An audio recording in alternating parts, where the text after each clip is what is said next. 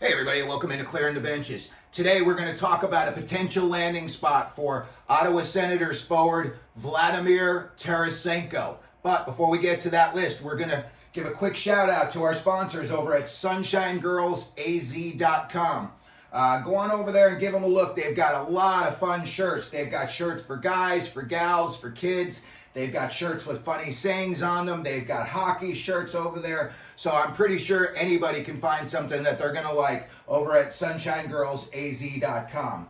So as everyone knows, the NHL Trading Deadline is less than a month away. And Ottawa Senators are going to definitely be in sell mode. I think they're going to hold on to a few guys that they really think could help them moving forward. And I think everyone else is going to be negotiable. Vladimir Tarasenko is on a 1-year, $5 million deal this year. So you're talking about one more month left in the season that you would have to pay him for. So as far as his price tag goes, it's not going to be very high. He's having a pretty decent year considering he's playing on the Senators. 14 goals, 20 assists, 34 points. He's only 32 years old. He's got a lot of mileage on him, but he is only 32 years old. He scored 30 goals 6 times in his career. And he's got really good playoff numbers, and obviously any team that would be picking him up would be picking him up so that, he would help them try to win a Stanley Cup. It's not just to, try to improve in the standings. This is going to be an all-in situation with Tarasenko when he goes to a team.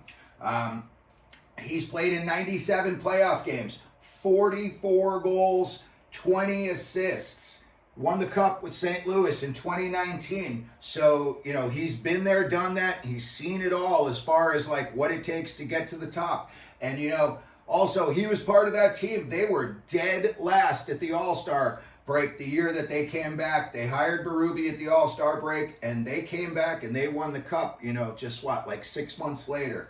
So, I think Tarasenko is a guy that would, plug into any one of these lineups and he would definitely give them a significant boost. Now, when I was looking at the teams that are vying for the playoffs, the higher up teams, the teams that are higher up in the standings, the about average number that I saw for goals scored was around 170.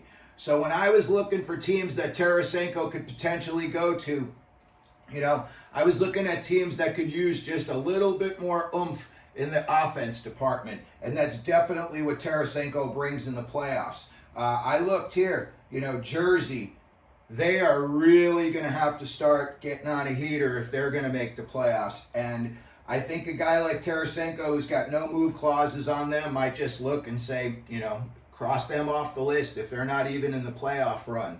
So I would say in the next maybe 10 days, you're going to probably get a little better idea if Jersey would be all in on him. Could he go back to the New York Rangers? I thought until they got Patrick Kane last year, Tarasenko was doing fine. And then kind of Kane, I don't want to say personally sunk him, but as soon as they got Kane, Tarasenko tailed off as well. Rangers also have 172 goals. So, it's about the average for the playoff teams, but would they want a little bit more oomph considering what he's done in the playoffs? Absolutely. So I could see him, going back to the Rangers. Rangers have got, some pretty good draft capital. They've got some young kids, so I'm sure they could find a way to make something happen with Ottawa. Another team that I was looking at, they definitely need some help in the goal scoring department is the Islanders. And again, this is a situation very similar to the Devils. You got to have to look and see where they're at in, the weeks and possibly even days leading up to the trading deadline before Tarasenko is going to okay a deal to a team like the Islanders. Toronto, a little bit above average in terms of the playoff team's goal scoring. They've got 176. But would they take a guy with, Stanley Cup pedigree and they are trying desperately to win a Stanley Cup? Absolutely. I think they would bring him in, if nothing else, just as a calming presence in the locker room. A guy that when, things are going sideways, maybe he steps up into the middle of the room and he tells everybody, hey, you don't have to grab a life jacket and run for the lifeboats just yet. So, the LA Kings, after their blazing hot start, nobody thought that they would be in the situation that they're in right now, but there they are. And they are starting to pull themselves out of it a little bit. But again, they've only got 156 goals scored. And, you know, you've already got some guys on that team that have won Stanley Cups, and Tarasenko would fit right in that locker room, you know, with Kopitar, Doughty. I think guys like Kempe, you put him out there with Kempe and he could be a facilitator. I think Kempe is the type of guy, he's a bigger body, he's a goal scorer. Those are the guys that excel in the playoffs if your team's going to be successful. So the LA Kings are another team.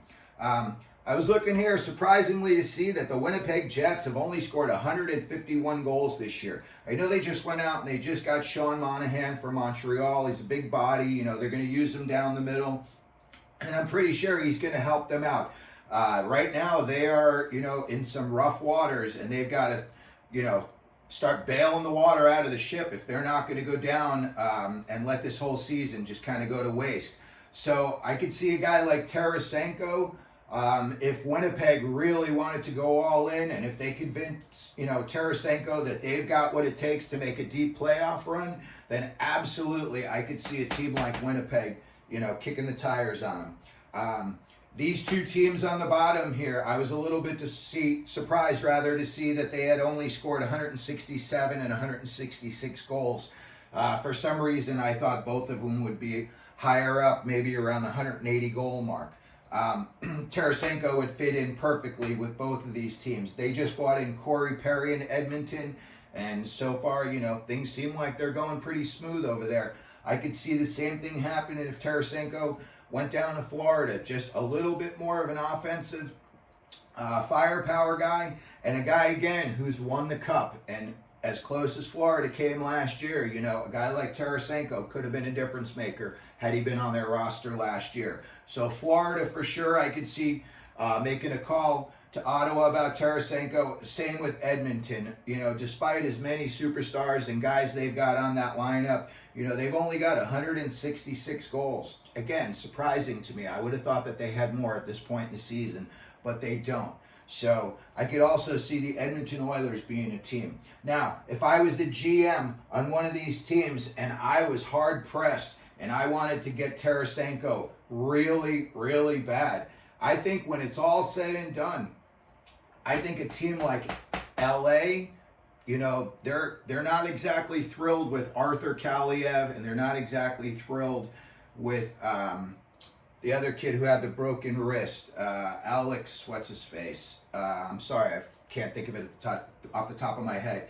But anyway, they've got some young kids that they could move along to Ottawa, and maybe Ottawa, you know, wants to kind of, you know, rebuild their youth pool, and they want to try to move forward from there. So I could see LA being a landing spot for sure.